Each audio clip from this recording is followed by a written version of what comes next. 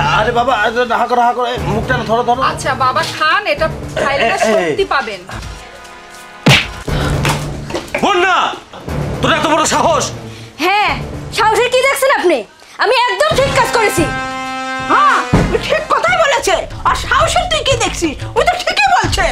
এতদিন কই ছিলি তুই? যখন তোর বাপটা খাইতে পারছে, চলাফেরা করতে পারছে, তখন কই ছিলি তুই? যখন ওই লোকটার মুখে রুচি ছিল, তখন ভালো মন্দ আমি কোনো কিছু খাওয়াইতে পারিনি, তখন কই ছিলি তুই? আমি আজকে 2 টাকার ওষুধ পর্যন্ত কিনে দিতে পারি না। আর আজকে যখন তোর বাপটা মরতে বসেছে, তখন এই জমির ভাগ নেওয়ার জন্য এসেছিস তোরা দুইজন, জুস খাওয়ানোর জন্য। দেখ, খাওয়াইতে পারিস নাকি, আর জোর করে করে খাওয়াচ্ছিস।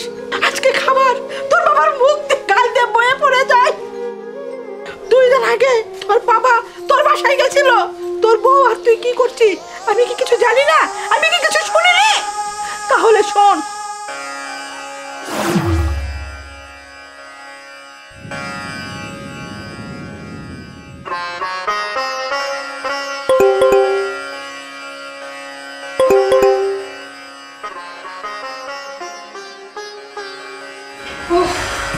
এর বাপ আবার আজকে আসছে, এর ব্যবস্থা তো আজকে আমার করতেই হবে।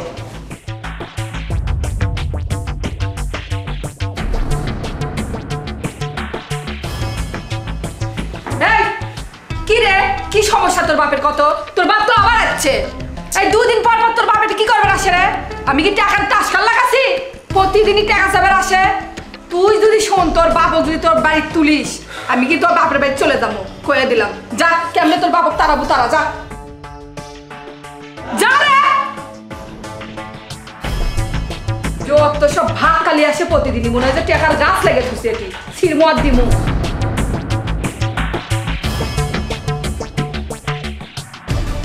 আরে বাবা, তুমি? আরে বাবা, আমি তোরই কাছে আসলাম। বাবা রে, আমার শরীরের অবস্থা ভীষণ খারাপ, দুটো টাকা নাই যে আমি ওষুধ কিনে খাবো, তাই তোর কাছে আসলাম। দুটো কিছু পয়সা যদি দিতিস। এই শোনো, তোমরা কি মনে করো? হ্যাঁ, এই টাকা কি গাছে গোটা যে আমি ঝোকাতে পেরে নিয়ে এসে তোমার কাছে দেবো? বাবা, আর কিচ্ছু বুঝি না, এই যখন তখন আমার বাড়িতে এসে ডিস্টার্ব শুরু করে দাও। একটা ফোন দিয়ে তো আসতে পারো নাকি? দেখো বাবা, শোনো, তোমাদের এই অবস্থা একটু ছাড়তে হবে। আর আমার অফিসের সময় হয়ে গেছে, আমি এখন অফিসে যাবো। যাও তো, যাও এখান থেকে। যত সব ঝামেলা এসে এখানে হুটহাট করে চলে আসে। বাবারে, যখন তোর বাবা খাইতে চাইছিল, যখন খাইতে পারতো, তখন তোর বাসায় গেছিল বাবা, তুই ফিরে দিছিস। তখন তুই তোর বাবাকে খাইতে দিসনি বাবা। আজকে যখন মৃত্যুর পথযাত্রী, তখন আজকে নিয়ে আসছে জুস। ও তো ঠিক কাজই করেছে। তোদের মতন সন্তান জন্ম দেওয়াই আমার ভুল ছিল। আমি কেন যে তোকে রাত্রি ঘরে গলা টিপে মারি নাই, আজকে তার খেসারত আমাকে দিতে হচ্ছে। আজকে অভিনয় দেখানোর জন্য এসেছিস? আমার একটাই কথা, তোর মতন তুই কুলাঙ্গার সন্তান যেন এই বাসায় না আছে, আর তোর মতন এই কুলাঙ্গার সন্তান যেন এই বাংলার কোনো ঘরে আর জন্ম না নেয়। এই চলো তো, এত অপমান আর আমাকে সহ্য হচ্ছে না। হারামজাদি, এই হারামজাদি, এই তোর জন্য আজকে আমার বাপের এই অবস্থা।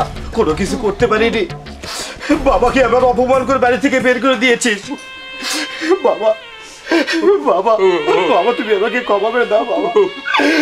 বাবা, আমি তোমার সঙ্গে অনেক অন্যায় করেছি বাবা।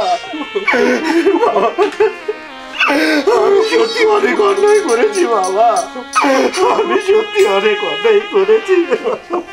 সমাজে এরকম হাজারো বউ রয়েছে যাদের কারণে সন্তানরা তাদের জন্মদাতা পিতামাতার হক আদায় করতে পারে না। ধিক্কার জানাই সেই সমস্ত সন্তানদের যারা বউয়ের কথায় উঠবোস করে।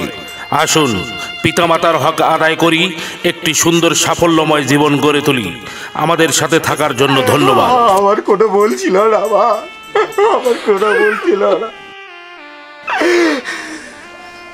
বাবা। বাবা, তুমি আমাকে ক্ষমা করে দিও বাবা।